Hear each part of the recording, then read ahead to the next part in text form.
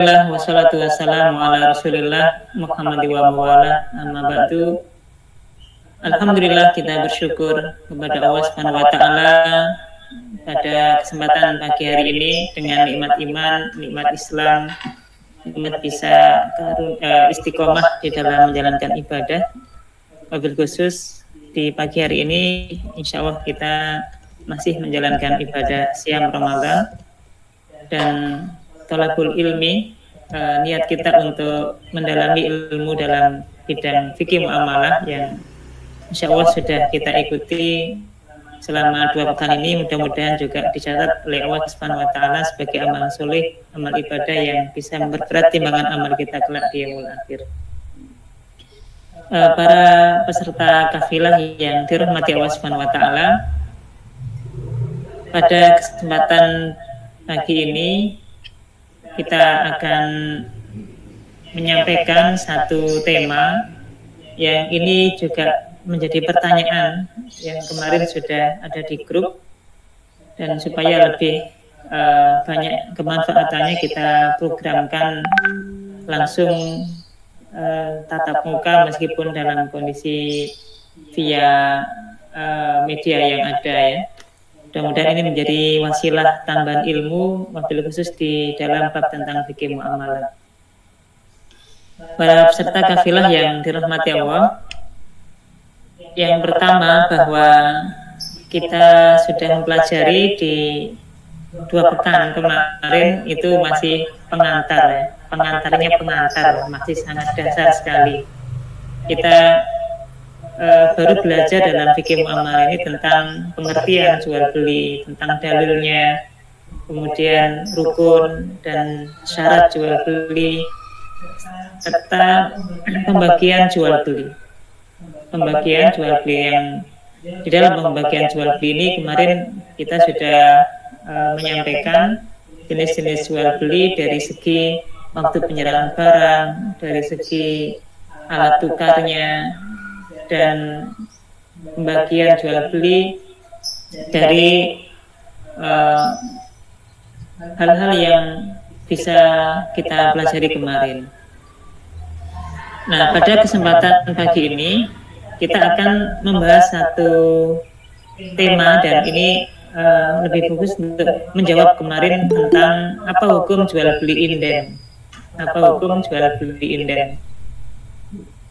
Sebelum kita memahami lebih detail tentang jual beli inden ini, kita akan memahami terlebih dahulu tentang bai'us salam. Ini yang pertama ya, bai'us salam.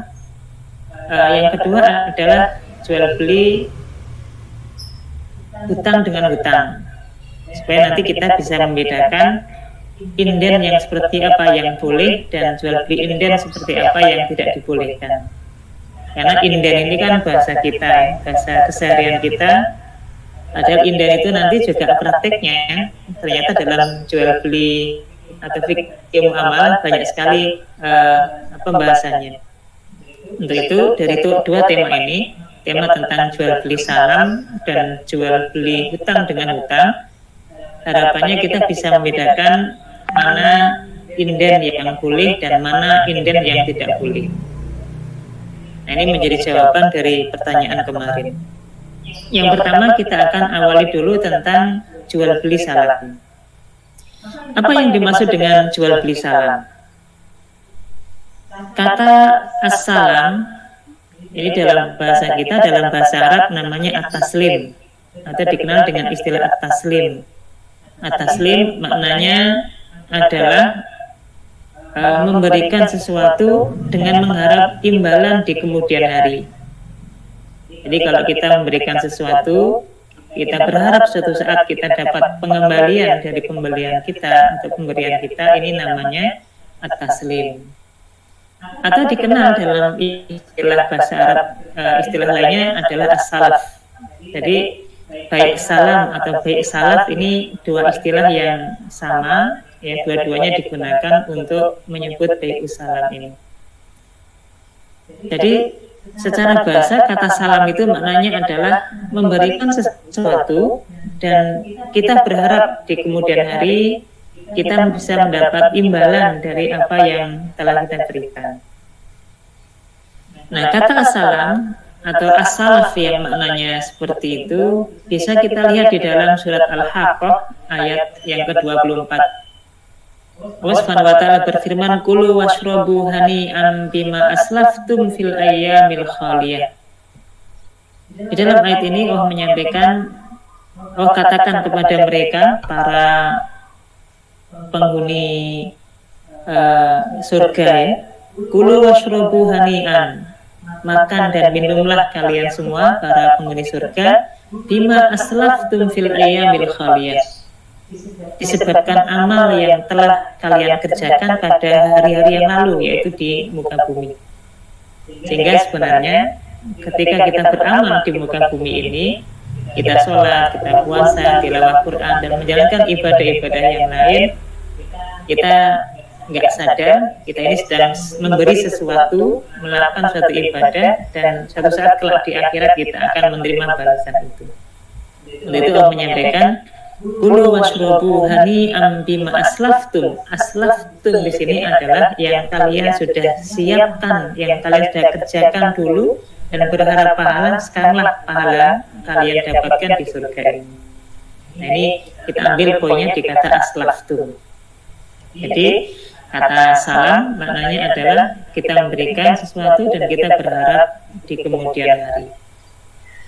Kemudian secara istilah, kalau kita kembali kepada apa yang dimaksud dengan bai'us salam, yang dimaksud dengan bai'us salam adalah jual beli barang yang disifati atau mausufah bintimah istilahnya. Jual beli barang yang kriterianya atau speknya sudah tertentu, sudah jelas. Kemudian barang itu dalam tanggungan penjual, belum ada secara kondisi realnya. Dengan pembayaran kontan di majelis akad, langsung membayarnya di awal dibayarkan. Maka inilah yang disebut dengan jual beli salam. Jadi jual beli di mana barang yang akan kita beli itu secara datnya, secara bentuk fisiknya belum ada, tapi kriterianya, ukurannya, warnanya, bahannya, kemudian kira-kira nanti akan ada spesifikasi apa saja, ini sudah kita ketahui ya, dan ini barangnya belum ada. Tentu ketika spesifikasi itu sudah ada, penjual sudah bisa menentukan harganya berapa.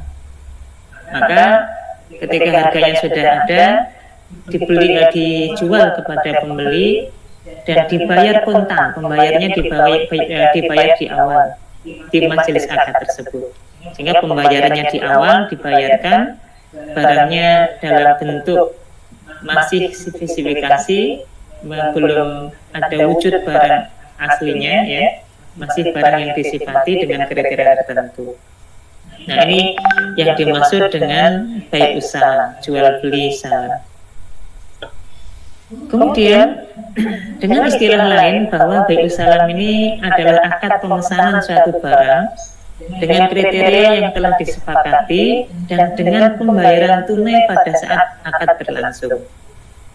Nah, kalau model istilah inden dengan model seperti ini, jadi kita mesen barang itu sudah sifatnya sudah jelas, kriteria sudah detail, sudah lengkap, harganya juga sudah ditentukan oleh penjual, kita bayar cash di awal ya, maka inden seperti ini disebut dengan bai'us salam atau bai'us salaf.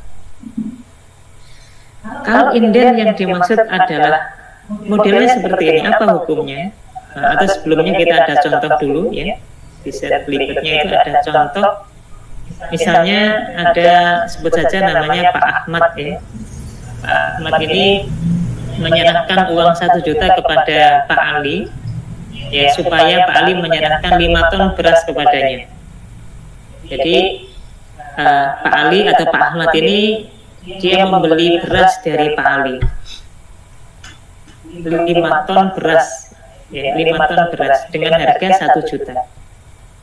Tentu ketika Pak Ahmad sedang berakad dengan Pak Ali, berasnya belum ada ya, berasnya belum ada. Kemudian disepakatilah bahwa 5 ton beras itu harganya 1 juta, dan nanti akan diserahkan ketika barangnya sudah ada. Nah, jenis berasnya juga sudah ditentukan 5 ton ini ukurannya. Jenis berasnya apa nanti juga sudah jelas. Misalnya yang akan dibeli adalah beras jenis jolili misalnya, maka jelas ya, spesifikasi barangnya jelas, harganya juga jelas 1 juta. Ukurannya berapa? 5 ton beras ya. Dan nanti akan diserahkan pada waktu ketika sudah ada barangnya. Nah, ini contohnya kurang lebih seperti itu.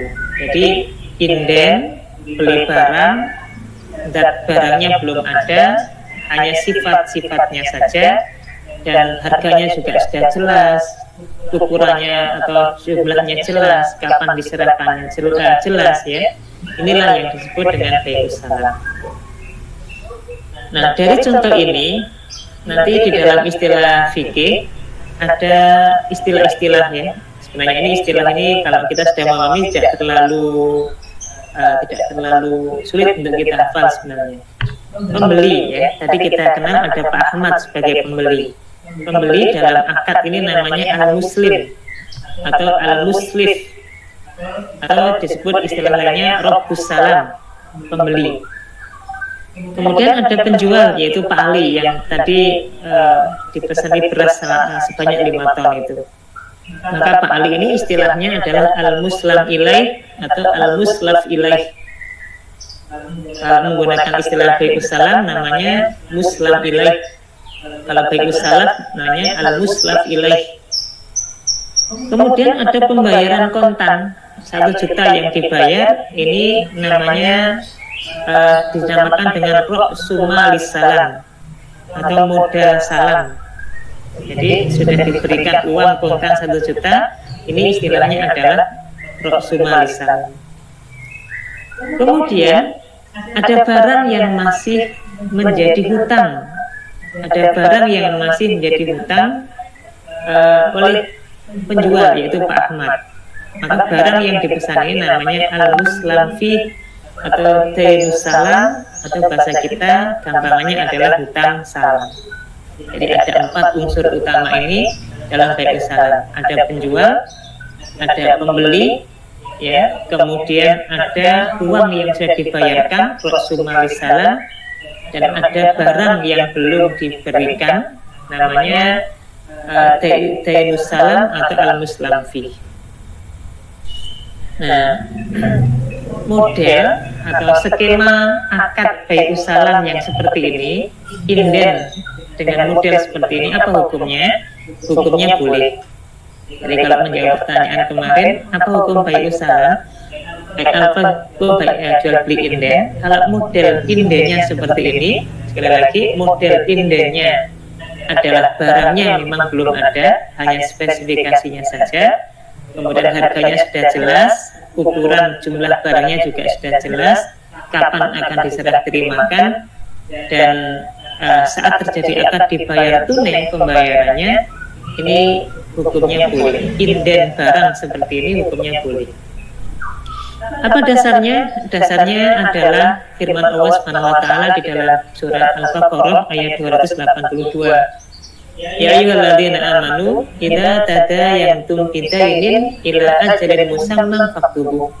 Hai orang-orang yang beriman, kalau engkau sedang bertransaksi muamalah dengan cara tidak tunai, dengan cara berhutang, ila ajalin musamman, sampai waktu tertentu, faktubuh, maka tulislah.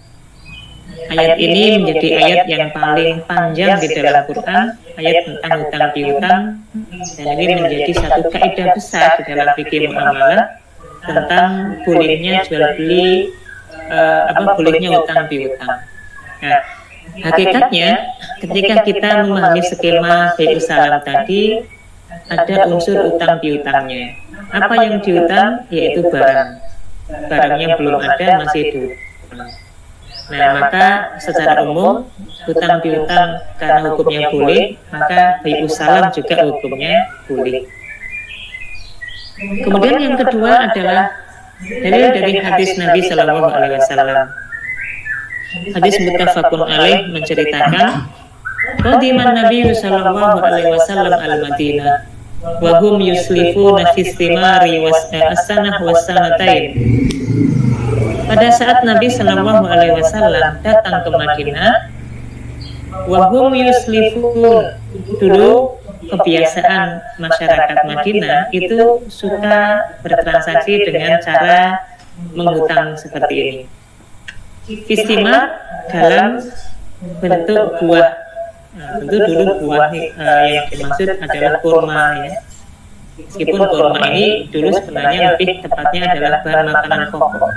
Bahan makanan pokok bukan hanya sekedar buah. Maka nanti di dalam bab tentang riba, dalam bab tentang zakat, itu yang menjadi acuannya adalah kurma. Nah, kurma ini bukan dikiaskannya bukan kepada buah, tapi lebih pada bahan makanan pokok. Nah, dulu orang-orang Madinah sebelum Nabi datang ke Madinah itu, biasanya mereka bertransaksi dengan jual beli yang terhutang dalam masalah buah. As-sanah was-sanatain, kadang jarak waktunya 1 tahun, kadang jarak waktunya 2 tahun. Contohnya misalnya ada orang yang mau beli kurma.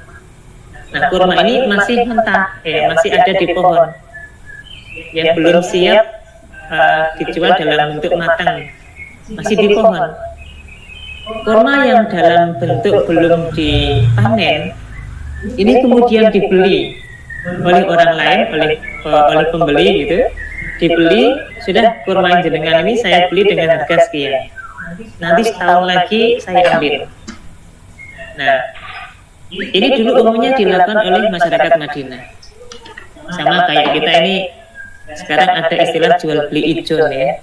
Dikatakan ijon dari kata ijo yang masih ijo, yang masih belum siap untuk panen. Mangga di pohon, jual pisang masih di pohon, atau jual padi masih di sawah gitu ya, jual kacang masih ada di tanamannya, di cetukan sawah kacangnya itu. Ini namanya jual beli ijon ya. Jadi kita membeli barangnya masih ada di sawah, belum siap berapa total kilogramnya juga belum tahu, kualitasnya kayak gimana juga belum tahu ya. Nah, ini jual beli ijon. Dan ini tentu kalau ini yang terjadi hukumnya dilarang. Maka Nabi Shallallahu Alaihi Wasallam beliau ketika datang ke Madinah menjumpai kebiasaan masyarakat Madinah yang seperti itu cara jual belinya. Maka Nabi mengatakan, man aslafa fi tamrin, barang siapa yang berjual beli salaf, barang siapa yang berjual beli salam dengan dalam kondisi kurma, fal yuslif fi kailin maklum wa waznin maklum ila ajalin maklum, maka hendaklah dia transaksikan dengan timbangan yang sudah diketahui, dengan ukuran yang sudah diketahui, ila ajalin maklum, sampai pada adan waktu yang sudah diketahui juga. Untuk itu, apa hukumnya jual beli tanaman yang belum masak yang ada di pohon? Hukumnya boleh dan dikatakan ini namanya akadnya bai'us salam, dengan syarat yang pertama, objek barang yang akan ditransaksikan sudah jelas, berapa kilonya sudah jelas, timbangannya yang akan dibeli berapa kilo sudah jelas, jumlahnya jelas, kapan akan diambil jelas, maka hukumnya menjadi boleh.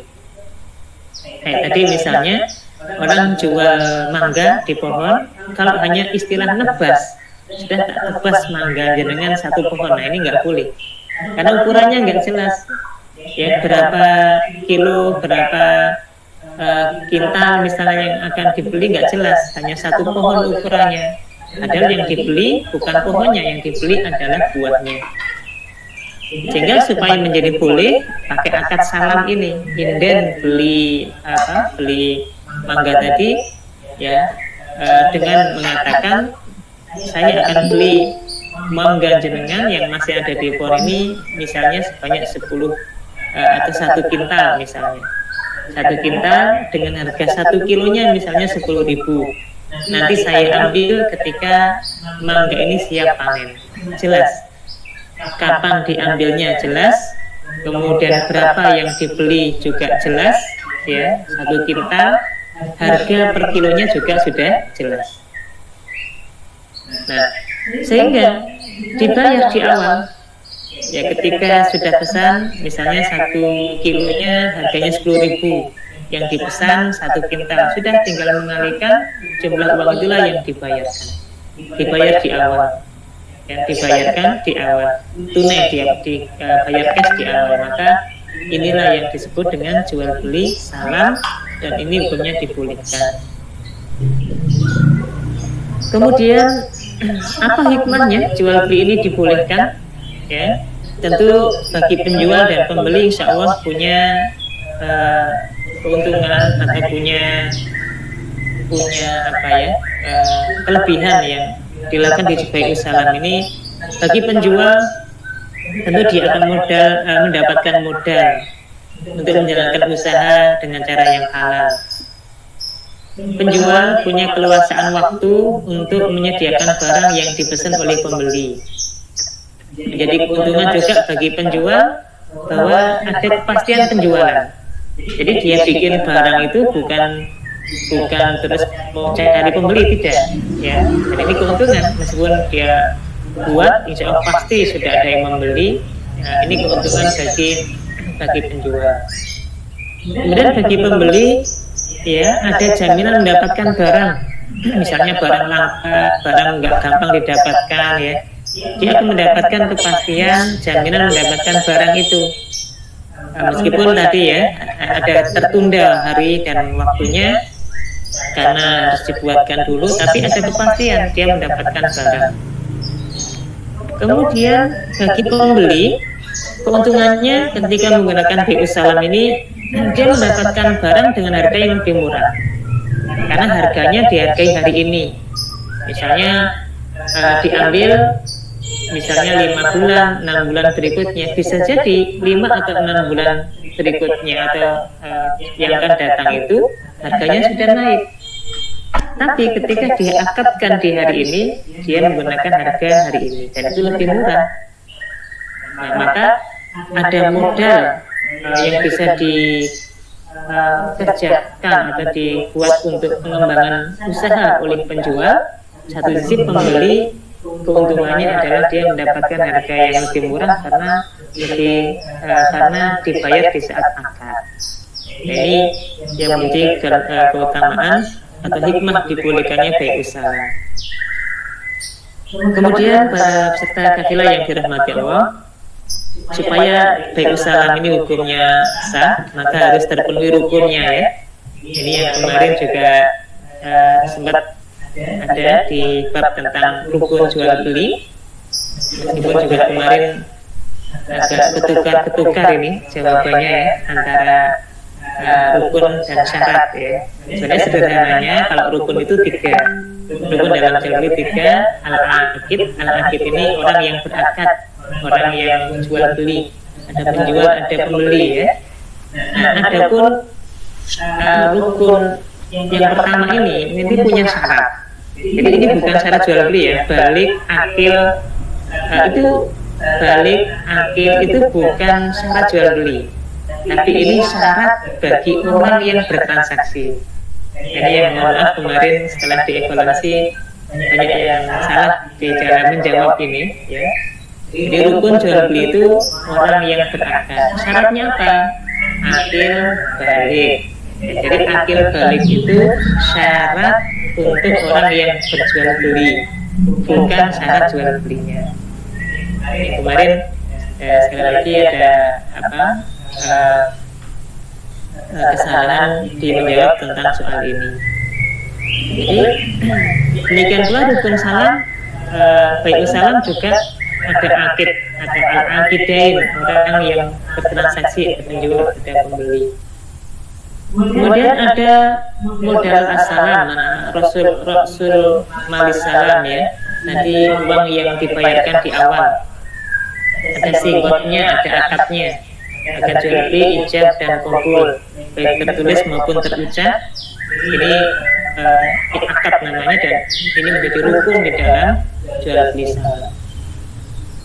Rukun ini harus ada di dalam transaksi, kalau tidak maka batal transaksinya, tidak sah. Nah, baik para peserta kafilah yang dirahmati Allah, ini kondisi yang pertama, model inden yang pertama, yaitu jenis jual beli salam, dan ini dibolehkan ya dengan ketentuan-ketentuan tadi. Kemudian yang kedua, sekarang kita akan melihat jenis hukum jual beli inden yang kedua. Inden yang kedua yaitu jual beli hutang dengan hutang. Jual beli hutang dengan hutang ini yang saya kemarin juga sudah ada di materi, masalah di materi yang terakhir ya, detailnya di materi yang ke-10 tentang jual beli hutang dengan hutang. Jelas saja tentang jual beli hutang dengan hutang, atau diistilahkan dengan al-kali bil kali, jual beli hutang dengan hutang. Secara pengertian kata al-kali, makna secara bahasa adalah sesuatu yang tertunda. Jadi kata yaqla'u maknanya tertunda. Maka al-kali ya sesuatu yang tertunda. Di dalam kitab Al-Muwatta Imam Malik, beliau menjelaskan tentang jual beli al-kali bil kali ini. Dalam kitab Muwatta Imam Malik mengatakan wal kali bil kali ayyabi ar-rajulu dainan lahu ala rajulin bidainin ala rajulin akhar. Jual beli kali bil kali adalah seorang si A misalnya menjual barang miliknya yang masih terutang pada pembeli atau si B dengan pembayaran yang masih terutang di tempat orang lain atau si C. Nah, ini pengertian baik al-kali bil kali sebagaimana yang disebutkan oleh Imam Malik dalam kitab Al-Muwatta-nya. Jadi kita akan coba cari berikan contoh-contohnya ya. Jual beli hutang dengan hutang hukumnya dilarang. Jadi jual beli inden dengan model transaksi hutang dengan hutang ini dilarang. Dalilnya hadis dari Ibnu Umar, Abdullah bin Umar radhiyallahu anhu, beliau berkata, anna Nabi sallallahu alaihi wasallam naha an bai'il kali bil kali. Rasulullah sallallahu alaihi wasallam melarang jual beli hutang dengan hutang. Maka hukumnya dilarang. Kemudian Imam Asy-Syafi'i dalam kitab Al-Umnya juga beliau mengatakan wal muslimuna yanhauna an bai'id dain bid-dain. Orang muslim ya kaum muslimin dilarang untuk jual beli hutang dengan hutang. Ini sepakat ya para ulama bahwa jual beli hutang dengan hutang hukumnya dilarang. Nah, seperti apa sih contohnya jual beli hutang dengan hutang? Kita contohkan saja, ada dua di sini kita contohkan, meskipun kemarin ada 5 ya, sekilas saja. Di antara bentuk jual beli hutang dengan hutang, misalnya adalah menjual barang yang belum dimiliki secara kredit. Menjual barang yang belum dimiliki secara kredit. Seperti apa contohnya? Misalnya ya, ini sebut saja Pak Bejo menjual HP. Ini Pak Bejo punya konter HP. Kemudian ada Pak Muji, ini ingin beli HP mereknya X, ya. Kemudian di kantor itu tidak ada barangnya, di konter itu tidak ada barangnya. Jadi barang X atau HP X yang mau dipesan sama Pak Muji tadi itu nggak ada. Nah, kemudian Pak Bejo ini minta DP atau penjual ya, Pak Bejo tadi itu minta DP 10% untuk pembelian HP yang diinginkan Pak Muji. Jadi ketika Pak Muji pembeli ini datang, Pak saya ingin beli HP merek X. Kemudian Pak Bejo pemilik kantor tadi mengatakan, oh Pak, barang yang jenengan pesan ini belum ada. Kalau jenengan mau saya carikan, tapi jenengan kasih DP ke saya 10%. Kurang lebih harganya misalnya ya, kalau di pasaran misalnya 1 juta. Jenengan bayar dulu DP ke saya 10%, saya carikan Kalau ada saya hubungi jenengan, nanti kekurangannya dengan bayar. Jadi menjual barang yang belum dimiliki secara kredit seperti ini hukumnya dilarang karena ini bagian dari jual beli hutang dengan hutang. Pak Bejo sebagai penjual HP, dia berhutang HP karena belum bisa diserahkan barangnya. Kemudian Pak Muji sebagai pembeli, dia membayar HP-nya juga belum lunas, hanya di DP 10%. Maka inilah hakikatnya Pak Bejo penjual HP hutang barang untuk dijual. Pak Muji membayarnya juga dengan cara dihutang karena masih sifatnya DP 10%.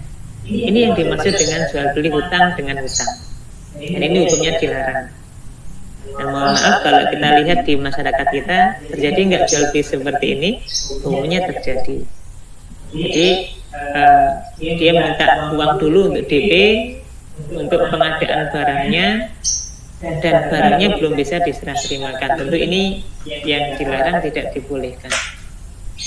Nah, sekarang apa hukumnya? Ini kalau juga mungkin mungkin juga terjadi di masyarakat kita. Apa hukumnya dengan arisan barang? Arisan barang. Jadi misalnya ada 10 orang misalnya gitu ya. Kemudian arisan bersama untuk sepakat untuk pengadaan sepeda motor misalnya. Pengadaan sepeda motor. Jadi yang pertama dia dapat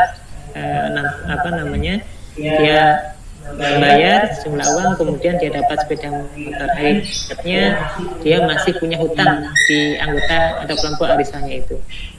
Orang yang kedua juga misalnya dapat, yang membayarnya juga belum tuntas ya seharga sepeda motor yang didapatkannya. Nah, ini biasanya akan terjadi ya seperti ini, arisan barang seperti ini. Apa hukumnya arisan barang ini? Kalau kita kembali pada praktek tentang jual beli hutang dengan hutang yang dilarang, maka ada yang mengatakan arisan barang dengan model seperti itu hukumnya dilarang. Kenapa? Itu karena bagian dari jual beli hutang dengan hutang juga. Jadi seolah-olah dia ingin mendapatkan sepeda motor, tapi sepeda motornya belum ada, dia sudah membayar. Ya, dalam kondisi sepeda motornya masih dihutang, dia juga masih hutang. Nah, maka ada yang mengatakan praktek seperti itu juga tidak dibolehkan karena ini bagian dari jual beli hutang dengan hutang. Atau misalnya lagi ya, ada seseorang misalnya menjual cateringan gitu, menjual makanan box ya atau paket makanan kotak ya, snack box lah dulu kurang lebihnya. Dia atau datang orang untuk pesan snack box itu, misalnya satu kotaknya harganya 10.000 ya, satu kotak harga 10.000. Kemudian dia pesan sebanyak misalnya 10 box ya, 10 box. Jadi satu boxnya harganya 10.000, dia pesan 10 box. Harga totalnya adalah misalnya 100.000. Nah, ketika pesan penjual tadi minta DP ya, minta di DP misalnya 50.000. Maka hakikatnya barang yang akan dijual berupa snack box tadi belum ada, karena saat akad tidak ada barangnya. Kemudian ketika pembayarannya juga masih di DP gitu ya, masih di DP juga, maka ini terjadi jual beli hutang dengan hutang, dan ini hukumnya dilarang ya, karena hakikatnya menjual barang yang belum dimiliki secara kredit. Ini yang pertama ya, praktek jual beli hutang dengan hutang yang dilarang. Maknanya kalau proses indennya itu dengan cara seperti ini, ada DP yang dibayar dengan kondisi barang yang belum ada, maka inden seperti ini dilarang, tidak dibolehkan. Kemudian yang kedua adalah bentuk jual beli hutang dengan hutang ya, dengan dengan skema jual beli salam. Jual beli salam, tadi kita sudah jelaskan jual beli salam, namun dijual kembali ke penjual sebelum barang diserahkan. Ini agak muter-muter ya memang ya, tapi sangat mungkin ini terjadi di masyarakat kita, dan model seperti ini juga dilarang. Sederhananya kita contohkan gini, misalnya ada Pak Ijo. Pak Ijo ini pesan beras 1 ton kepada Pak Bejo seharga 2 juta ya. Jadi misalnya Pak Bejo ini punya sawah, tentu belum dipanen, kemudian Pak Ijo ini beliau tengkulak ingin membeli dari Pak Bejo 1 ton beras yang tentu tadi masih kondisinya di padang, belum dipanen tadi. Sudah dikasih harga 2 juta, nanti diambil ketika panen. Ini kan skema jual beli salam, ya kan? Skema jual beli salam. Jadi 1 ton yang akan dibeli, kemudian harganya totalnya 2 juta, nanti diambil ketika kondisinya sudah panen. Dari sini sampai di sini tidak ada masalah, inilah jual beli salam. Nah, kemudian Pak Bejo yang tadi pemilik lahan, pemilik padi itu menyanggupi akan dipanen kurang lebihnya 3 bulan lagi. Jadi uang 2 juta sudah dipegang oleh Pak Bejo, nanti 3 bulan berikutnya ketika sudah siap panen akan diserahkan barangnya kepada Pak Ijo. Ternyata setelah 3 bulan panen padinya gagal. Ya, misalnya kena banjir, berserang hama, sehingga nggak panen. Barang yang seharusnya 3 bulan diserahkan itu karena kondisi seperti ini akhirnya gagal. Nah, karena nggak bisa menyerahkan barang, padahal uang 2 juta sudah diterima sama Pak Bejo tadi, akhirnya Pak Bejo mengatakan gini, sudahlah Pak Ijo, anggap saja beras yang menjadi tanggungan saya ini sudah diterima, anggap saja sudah diterima. Ya, sekarang seolah-olah beras sudah ada di jenengan, saya beli lagi beras itu dengan harga 2,5 juta. 2,5 juta, nanti saya akan bayar 2 bulan. Jadi barang yang menjadi tanggungannya tadi itu tidak ada, dan kemudian karena tidak ada itu seolah-olah barangnya sudah diserahkan, berarti sudah dalam kondisi masih berhutang, dengan dibeli lagi dengan harga yang lebih tinggi, dengan harga 2,5 juta, dan akan dibayar berangsur selama 2 bulan lamanya.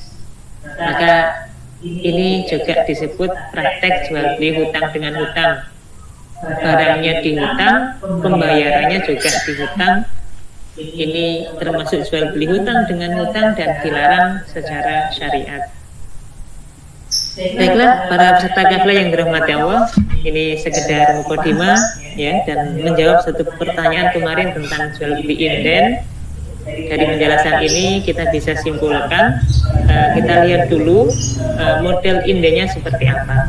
Kalau indennya seperti jual beli salam atau salaf, hukumnya boleh, tidak masalah. Tapi kalau jual beli indennya lebih pada praktek jual beli hutang dengan hutang, ya maka ini tidak dibolehkan, dilarang secara hukum syariat. Alam bisawab, ini yang bisa disampaikan, semoga manfaat, dan silakan bagi para peserta yang ingin tanya jawab secara langsung, kami persilakan. Kami kembali kepada moderator. Baik, terima kasih Ustaz. Jazakallah khairan. Bapak-bapak dan ibu-ibu peserta kafilah, dipersilakan jika ada pertanyaan langsung disampaikan. Pak moderator, izin bisakah saya bertanya? Monggo, sebutkan namanya Bu, sinten? Ya, Assalamualaikum warahmatullahi wabarakatuh. Assalamualaikum.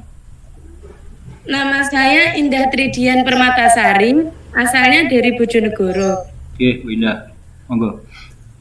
Nah, saya mau bertanya, kalau misalkan kita melakukan jual beli salam, kemudian ada pemesanan beras sebanyak 1 kuintal. kita awalnya sudah memberikan bentuk berasnya, kita sudah menunjukkan bentuk berasnya. Nah, sudah deal di situ dan sudah dibayar oleh pembeli. Kemudian karena kita tidak punya barang secara langsung atau bukan petani secara langsung, kita belikan di pedagang beras. Kita pedagang beras dengan harga yang sesuai dengan yang awal didilkan sama pembeli. Setelah dibayarkan kepada pedagang beras, ternyata berasnya datang. Kemudian kita packing. Waktu pemackingan itu ternyata berasnya tidak sesuai dengan yang diperlihatkan. Jadi oleh pedagang beras itu ternyata dimanipulasi atau dibuat harga yang lebih murah, maksudnya dikasih kualitasnya yang lebih rendah tetapi dengan harga yang sama, dengan alasan sekarang harga beras naik. Nah, kemudian oleh penjual yang tadi yang dia melakukan perdagangan salam dengan yang pembeli, dia tetap di-packing dan dikirimkan kepada pembeli sesuai dengan pesanannya. Setelah deal dikirim dan dilihat barangnya, di awal pembeli mengatakan iya nggak apa-apa. Ternyata setelah 2 hari barang itu dikembalikan. Nah, itu bagaimana Ustadz? Maksudnya menanggapinya gimana? Apakah yang penjualnya itu harus mengembalikan uangnya dan mengambil berasnya atau bagaimana? Terus hukumnya gimana? Terima kasih. Nah, sebelum dijawab, ada nunggu pertanyaan yang lain? Monggo langsung Ustaz. Ini ada 2 bentuk ya. Yang pertama adalah salam, kemudian dalam kondisi BAIU salam ini kemudian dikirim.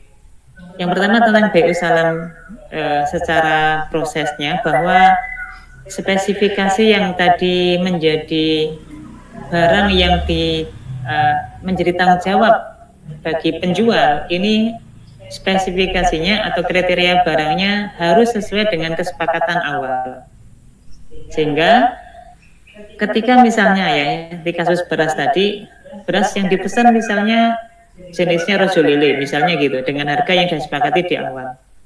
Ternyata ketika barangnya sudah ada, karena pembeli ini juga atau penjual ini juga ternyata misalnya bukan miliknya sendiri, mengambil dari orang lain atau pembeli yang lain, maka sebenarnya spesifik barang atau jenis barang yang sudah disepakati di awal ini menjadi tanggung jawab penjual. Ketika barangnya tidak sesuai dengan apa yang dipesan oleh pembeli, ya, maka nanti pembeli punya hak khiyar, punya hak memilih untuk membatalkan atau melanjutkan jual beli. Sehingga ketika barangnya tidak sesuai, ini haknya pembeli untuk membatalkan pesanannya tadi, atau ketika dia tetap menjalankan akad jual belinya, pilihannya adalah bisa jadi yang pertama dia ingin atau ingin mendapatkan harga yang lebih murah karena kenyataan barangnya tidak sesuai dengan ketentuan yang di awal disepakati. Nah, sehingga kalau misalnya barangnya berubah dari yang disepakati di awal, ini menjadi tanggung jawab pembeli, menjadi tanggung jawab penjual untuk tetap mengadakan barang sesuai dengan kesepakatan awal. Kalau tidak, berarti pembeli punya hak khiyar, punya hak untuk memilih. Nah, insya Allah nanti bab khiyar ini ada di pertemuan berikutnya ya, kita belum bahas tentang khiyar. Hak memilih untuk melanjutkan atau membatalkan jual beli. Nah, sehingga kalau misalnya pas dikirim ya, diserahkan ternyata nggak sesuai, nanti ada namanya khiyar ru'yah. Khiyar ru'yah itu pembeli punya hak khiyar, pembeli punya hak untuk memilih melanjutkan atau membatalkan jual beli setelah dilihat barangnya. Ketika sesuai, maka terjadi jual beli. Ketika tidak, maka pembeli berhak memutuskan untuk membatalkan. Dan ini nanti juga berlaku di dalam jual beli online. Jadi sebenarnya para peserta KFL yang dirahmati Allah, ketika kita bertransaksi jual beli online, akad apa yang tepat untuk kita gunakan? Yang lebih tepat adalah ya jual beli salam. Jadi jual beli online itu umumnya ketika uang sudah ditransfer di depan, di awal sebelum barang diterima, sebenarnya ini adalah akad jual beli salam. Bahkan di dalam mazhab Imam Syafi'i ada namanya salam hal. Salam hal itu kurang lebihnya salam tunai maknanya. Ya, salam tunai. Jadi jual beli salam yang secara waktu tidak membutuhkan jangka waktu panjang. Kalau kita balik pada hadis Nabi tadi kan idealnya jual beli salam itu dalam jangka waktu setahun, 2 tahun ya.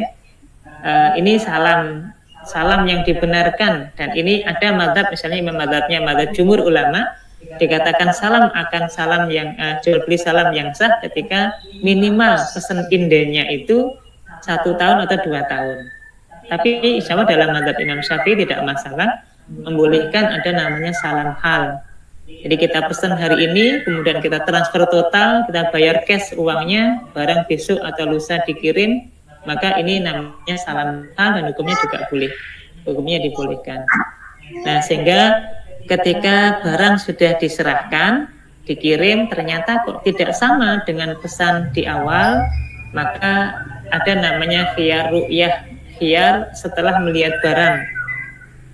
Ketika ini jual beli online atau jual beli dalam kondisi barang yang tidak bisa dilihat secara langsung, hanya foto misalnya, hanya spesifikasi, hanya kriteria barang ya, maka nanti ada namanya khiyar ru'yah, ini pengembangan dari jenis khiyar. Jadi setelah dilihat barangnya kok ternyata tidak sesuai, ini pembeli ya boleh membatalkan atau boleh melanjutkan dengan negosiasi harga yang disepakati. Kurang lebih gitu Ibu Indah. Bagaimana Bu Terima Indah? kasih atas penjelasannya.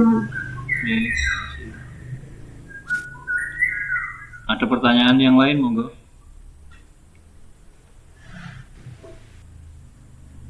Ada Ustaz. Ya, silakan Pak, sebutkan nama dan langsung pertanyaannya.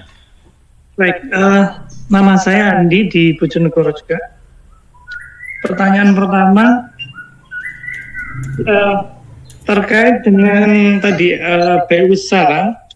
BU Salam kan uangnya tunai begitu, terus barangnya ini. Kalau misalkan uangnya belum ada DP sama sekali, itu apakah nanti transaksinya ketika saat penyerahan atau bagaimana? Contohnya semacam kalau pesan barang DO gitu atau pesan makanan DO gitu. Pertanyaan kedua terkait dengan bai'ul kali bil kali. Saya pribadi menyimpulkan berarti banyak sekali, terutama masalah ini ya, kalau yang tren itu bisnis perumahan gitu. Karena jarang orang atau developer membangun rumah dulu kemudian baru dijual gitu, sehingga uangnya kredit. Akan tetapi banyak juga yang terjadi bahwa pembelian rumah itu pesen dulu dengan DP dan kemudian baru dibangunkan.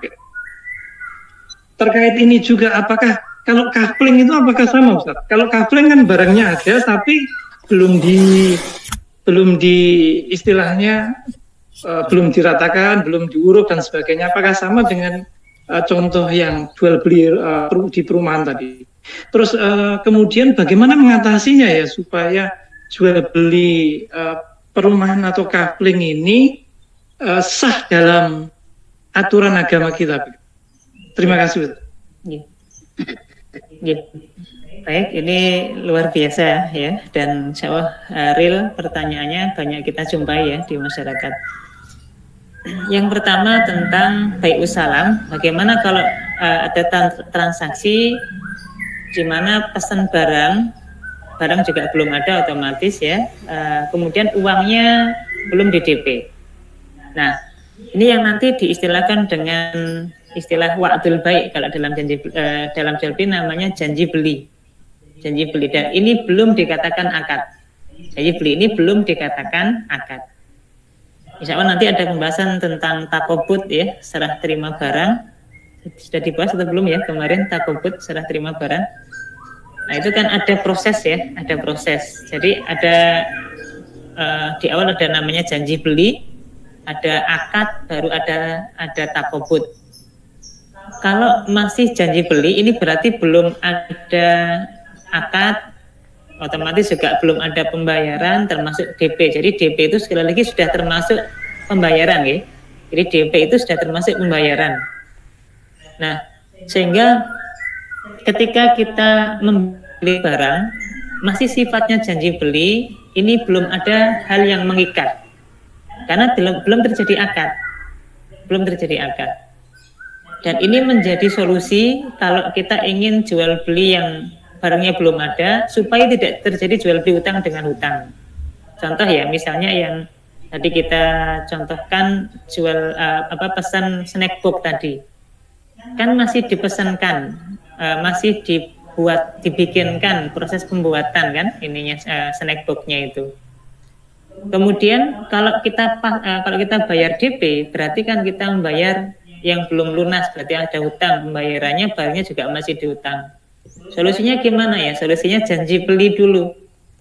Maknanya ketika besok ada barang, uangnya langsung dibayar.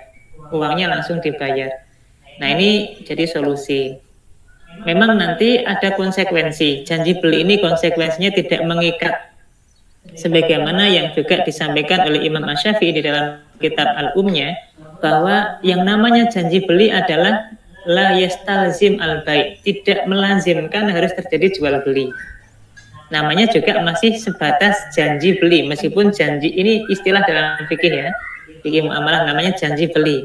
Tetap yang namanya janji dalam hal muamalah yang lain ya harus ditepati, tapi dalam istilah ini untuk membedakan akad dan masih pesan itu istilahnya nanti janji beli. Sehingga nanti gini misalnya ya, ketika kita baru sebatas janji beli, baru sebatas kita pesan barang, kemudian kita ketika pesan barang kepada penjual itu kita batalkan pesanan kita, boleh atau tidak? Boleh, karena janji beli ini tidak mengikat, janji beli ini belum terjadi akad, maka masih mungkin untuk kemudian dibatalkan secara akad-akadnya, secara jual transaksinya. Nah, sehingga ketika kita membeli barang dengan uang yang belum ada dan kita ingin membeli barang, hukumnya boleh, tidak ada masalah.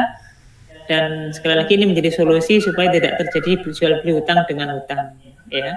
Dan konsekuensinya karena janji beli ini tidak mengikat, kalaulah dibatalkan jual beli ya tidak masalah. Misalnya kalau penjual sudah mengadakan barangnya, ya dia akan bisa menjual ke orang lain. Dia bisa menjual ke orang lain, dan ini risiko ya, risiko di dalam jual beli, karena prinsip di dalam berdagang itu adalah sebagaimana Nabi sampaikan, wala ribha malam yutman, tidak ada potensi untung bagi orang yang tidak menanggung risiko rugi. Sederhananya konsepnya adalah bahwa peluang untung sama dengan risiko rugi, tidak ada terus untung terus kemudian ruginya tidak ada. Nah, itu sebagai jawaban untuk yang pertama. Kemudian bagaimana dengan jual beli hutang dengan hutang yang ada di properti? Apakah masuk dalam kategori jual beli hutang dengan hutang yang dilarang? Kalau kita lihat di properti, memang idealnya yang aman di dalam properti itu adalah developer membangun dulu rumah, kemudian ketika rumah ada, rumah jadi dijual. Jadi barangnya sudah ada, dijual kepada pembeli dalam kondisi rumah sudah ada, barangnya juga sudah ada. Maka ini tidak ada masalah. Yang kedua bisa jadi menggunakan namanya bai'ul istisna. Ini sebenarnya sama kayak bai'us salam, hanya saja kalau bai'us salam ini umumnya nanti ada di buah-buahan ya, kayak tadi Nabi mencontohkan kurma, mangga kalau di kita ya, misalnya padi, kacang, ini akadnya bai'us salam. Tapi kalau sifatnya benda, sifatnya barang, namanya istisna. Dikatakan istisna dari kata sona'a, maknanya membuat. Jadi kita pesan untuk dibuatkan barang dulu. Sehingga proses baik istisna atau baik usalam di dalam properti itu kurang lebihnya misalnya gini. Ada developer, dia punya lahan, dia punya perumahan ya, dan mau dijual. Nah, ada pembeli datang, ada customer datang, dia ingin dibangunkan rumah dengan tipe sekian, modelnya kayak seperti ini, ya warnanya, catnya warnanya ini gitu ya, bahannya dari sekian, nanti dalamnya ada mebelnya kayak gini dan seterusnya. Jadi rincian barangnya kan sudah detail. Kemudian oleh pihak developer dihitungkan, oh pesanan rumah jenengan ini dengan kaplingan dengan luas lahan sekian, rumah dengan tipe kayak seperti ini, perabotannya nanti ada kayak gini, warnanya kayak gini, detail seperti ini. Oh ternyata ini membutuhkan biaya sebanyak ya misalnya sebanyak 500 juta misalnya gitu. Maka ini kan hakikatnya sedang memesan barang. Barangnya juga sudah jelas kriterianya. Nah, sehingga supaya terjadi baik salam atau baik istisna, ya langsung dibayar 500 juta ini. Langsung dibayarkan. Sehingga cash pembayarannya ya, kemudian barangnya masih proses dibuatkan. Maka namanya baik istisna dan ini tidak masalah. Nah, ketika misalnya pembeli ini tidak punya uang cash misalnya 50 juta. Tidak punya uang cash 500 juta itu untuk memesan rumah yang inginkan di awal tadi. Maka supaya nanti tidak terjadi jual beli yang hutang dengan hutang tadi, maka bisa menggunakan pihak ketiga. Pihak ketiga misalnya pihak perbankan ya atau koperasi syariah, di mana perbankan ini akan membeli rumah 500 juta tadi kurang lebihnya dibeli dari developer, artinya rumah ini sudah milik bank, kemudian bank ini nanti akan menjual kepada pembeli tadi. Tentu bank juga akan mengambil keuntungan dan kelebihan atau manfaat yang didapatkan oleh pembeli adalah ketika dia sudah bisa memiliki rumah sehingga nanti dia akan membayar angsurannya kepada pihak bank. Tentu sekali lagi dengan syarat bank harus membeli terlebih dahulu di developer ini. Nah ini namanya nanti akadnya bai'ul murabahah, jual beli murabahah, dan ini insya Allah dibolehkan, ya dibolehkan. Kemudian ya tentu yang dilarang ya, dan ini yang kita kenal dengan istilah KPR ya, skemanya kan kurang lebih bahwa ketika ada developer menjual rumahnya, ada customer yang atau pembeli yang ingin beli rumah, dia harus membayar DP dulu kepada developer. Dia bayar DP ini kepada developer. Misalnya rumah ini seharga 500 juta tadi, dia DP dengan harga misalnya 100 juta. Jadi masih ada 400 juta pembayarannya untuk melunasi rumah. Nah akhirnya menggunakan pihak bank, menggunakan pihak ketiga, koperasi atau bank ya, sehingga sisa utang 400 juta tadi dilunasi oleh pihak bank, sehingga lunas rumah ini dibeli dari developer dengan komposisi 100 juta dari pembeli, kemudian 400 jutanya dari pihak bank. Nah, sehingga rumah ini dimiliki oleh pihak pembeli, kemudian pembeli masih punya hutang kepada pihak bank, dibayar secara berangsur kepada bank. Ini kan umumnya yang terjadi di KPR ya, seperti ini. Kalau modelnya kayak seperti ini dilarang. Gimana dilarangnya? Karena hakikatnya bank ketika memberikan pelunasan rumah dengan harga 400 juta, tentu yang pertama dia bukan pemilik rumah. Nah, apa statusnya? Statusnya adalah pemberi pinjaman kepada pembeli. Jadi uang 400 juta yang dia bayarkan kepada developer, hakikatnya adalah dia memberikan pinjaman kepada pembeli untuk melunasi rumahnya. Nah, pertanyaannya, kira-kira 400 juta yang dia bayarkan kepada developer yang kemudian nanti dibayar oleh pihak pembeli, apakah persis 400 juta? Tentu tidak. Berlebih ya, tergantung termin pembayarannya. Maka kalau ini yang terjadi, hakikatnya adalah hutang 400 juta dibayar dengan cara berlebih, ya bisa 500 juta, bahkan bisa 600 juta, sesuai dengan termin lama pembayarannya. Dan di sini bentuk ribanya, riba utang piutangnya adalah antara pembeli dengan pihak bank. Dan ini skema model atau skema pembelian rumah dengan akad seperti ini dilarang karena ada unsur ribanya di situ dan ini tidak dibolehkan. Oke, gitu kurang lebihnya, Pak Andi. Yes, saya suka. Banyak. Masih ada waktu, Ustaz? Sampai jam berapa kita nih? Ada pertanyaan lagi mungkin?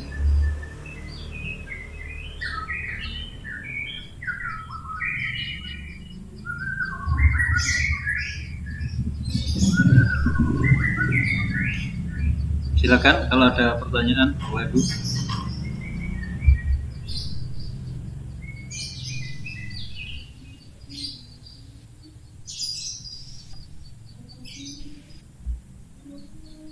Sudah tidak ada? Kita cukupkan, Ustaz, kalau nggak ada pertanyaan. Ya, insya Allah cukup. Baik, terima kasih Bapak Ibu peserta kafilah dan Ustadz yang telah menyampaikan materi dan sesi tanya jawab. Semoga kita mendapatkan ilmu yang bermanfaat, bisa menyelamatkan kita di kehidupan dunia dan di akhirat nanti insya Allah. Kita sama-sama tutup dengan doa kafaratul majelis. Subhanakallahumma wa bihamdika asyhadu an la ilaha illa anta astaghfiruka wa atubu ilaik.